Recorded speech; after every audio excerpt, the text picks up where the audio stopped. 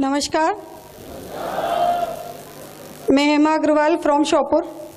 Recently हम Kota set हुए हैं। सिक्योर लाइफ जब मैंने ज्वाइन किया तो आप यकीन नहीं मानेंगे, मैंने केवल फ़ोन पे इस बिज़नेस को ज्वाइन किया।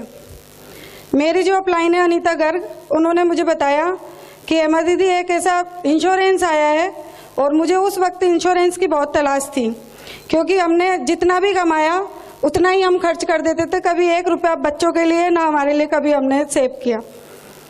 दूसरे दिन मनोज गर्ग और ओम सेन सर हमारे लिए घर पे आए, फॉर्म फिलअप किया उन्होंने, और डीडी मैंने तुरंत उनको बिना बिजनेस देखे ही उनको डीडी दे दी।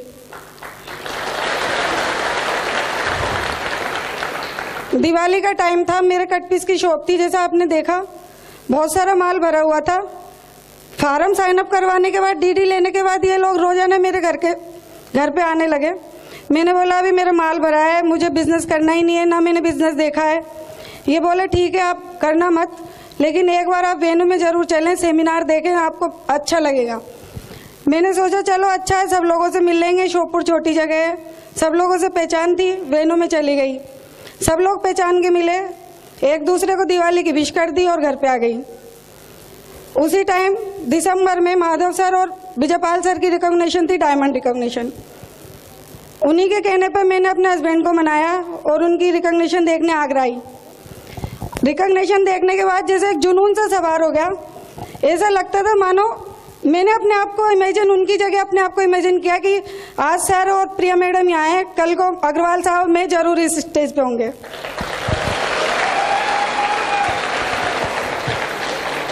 बड़ी मुश्किलों के बाद मैंने इनको मनाया, एक बार आप बिजनेस देख तो लें। ये बोले नहीं मुझे नहीं करना। मैंने बोला आपको लैपटॉप चाहिए कि लैपटॉप चाहिए? मैंने कहा मैं आपको लैपटॉप दिलाती हूँ, लेकिन आप बिजनेस लें। इन्होंने पहले लैपटॉप लिया, बाद में फार्म साइन अप किया और इन्होंने डीडी दी, और बढ़िया अच्छी तरीके से हम दोनों कंधे से कंधे मिला के काम करने लगे। लोगों ने काफ़ी हमारी किल्लियाँ उड़ाई, बोलते थे इनका थैला तैयार हो गया, अब ये घर घर जाके बेचेंगे सामान। इस तरह पड़ोसी लोग हमसे बोलते थे, लेकिन हमने इनकी एक भी बात नहीं मानी और सोचते थे कि अगर माधव सर यहाँ बन सकते हैं डायमंड, तो अग्रवाल साहब भी बन सकते हैं डायमंड।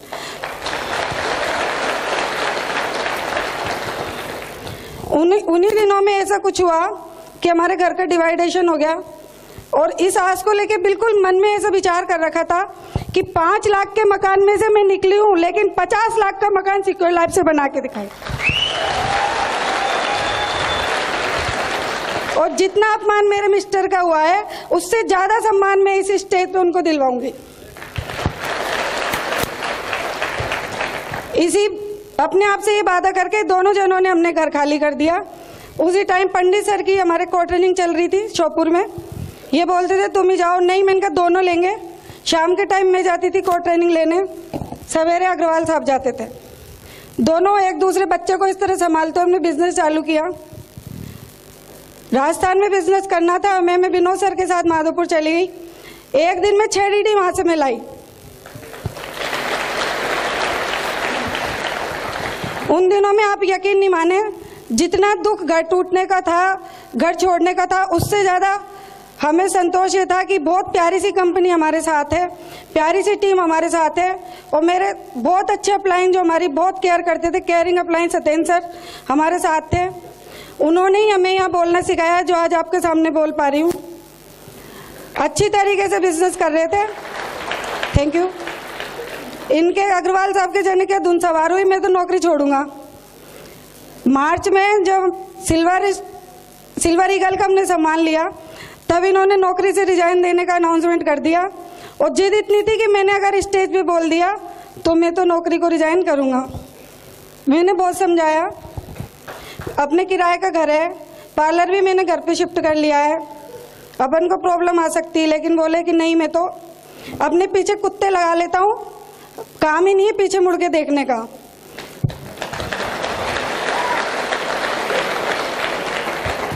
जैसा कि सर बताते हैं सत्येंद्र सर, वास्तव में मेरे को भी ग्रुप में लोग समझाने आते थे, हेमा जी ये पागल हो गया है, आपके 2 बच्चे हैं, किराए का घर है, नौकरी छोड़ रहा है, आपने पार्लर भी घर पे शिफ्ट कर लिया है।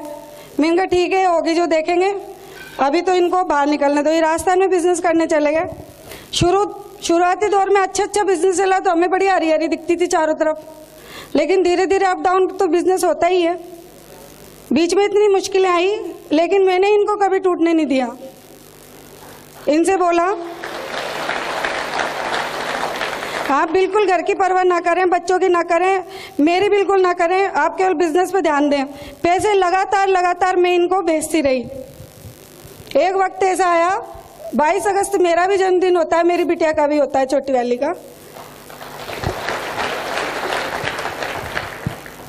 इनको पता नहीं क्या धुन लगी, मैं इनको सरप्राइज दूंगा, तो चुपचाप से जाके अपने सोने की रिंग बेच के और हमारे लिए पार्टी वो कर दी।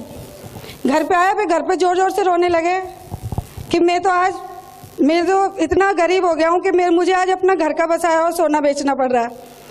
मैंने मन में सोचा कि हेमा, अपना सब कुछ इन्हीं से है और ये बिल्कुल अंदर से टूटने नहीं चाहिए। मैंने तुरंत 1 पाव भर चांदी बेच के इनको 2 रिंग बनवाई।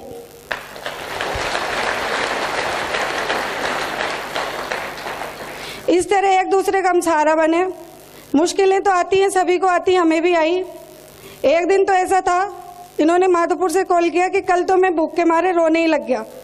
मुझे रात के 2:30 बजे तक एक निवाला पे मुझसे रोते रोते बोला, मैंने तुरंत, मेरे पास कुछ भी जरिया नहीं था, मेरे पिताजी ने जो शादी का बेड दिया था, मैंने 8,500 में वो बेड और गद्दे बेच दिए।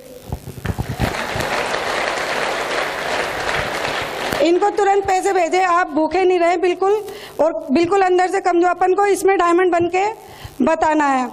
जिन लोगों ने हमारा अपमान किया था, सभी लोग हमसे बोलते थे, मुझे अच्छी तरह याद है, कि तुमने जीवन में किया क्या, तुम जहाँ थे वहीं आज हो।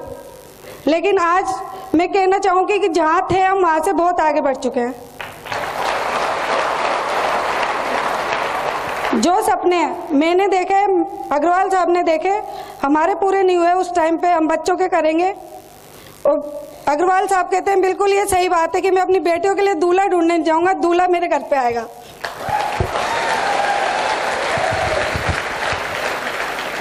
हमने अपना तीसरा बच्चा दोनों बेटियों के बाद में सिक्योर लाइफ को ही माना है, क्योंकि बेटे मैंने देखे हैं माँ बाप को मुश्किल से बुढ़ापे में रख पाते हैं, लेकिन सिक्योर लाइफ हमें बूढ़ा भी नहीं होने देगी और बुढ़ापे में हमारी बहुत केयर करेगी।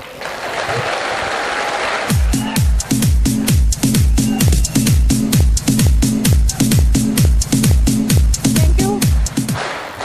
मैं सिर्फ इतना कहना चाहूँगी, यहाँ सभी बैठी लेडीज, वर्क आप नहीं कर सकती हैं फील्ड में जाके, मुश्किलें होती हैं, कईयों के साथ फैमिली मुश्किलें रहती हैं, लेकिन अपने मिस्टर का बराबर से सहयोग करें। ज़रूरी नहीं है कि आप है ना उनको धन दौलत दें, बहुत सारा अपने मायके से पैसे ला के दें, लेकिन अपने पास जो है उसमें उनको संतुष्ट कर सकती हैं कि नहीं, आप बिल्कुल अंदर से कमज़ोर नहीं पड़ें, और बराबर से बिजनेस में उनका सपोर्ट करें, और इस मुकाम को चाहूँगी जल्दी हासिल करें। Thank you.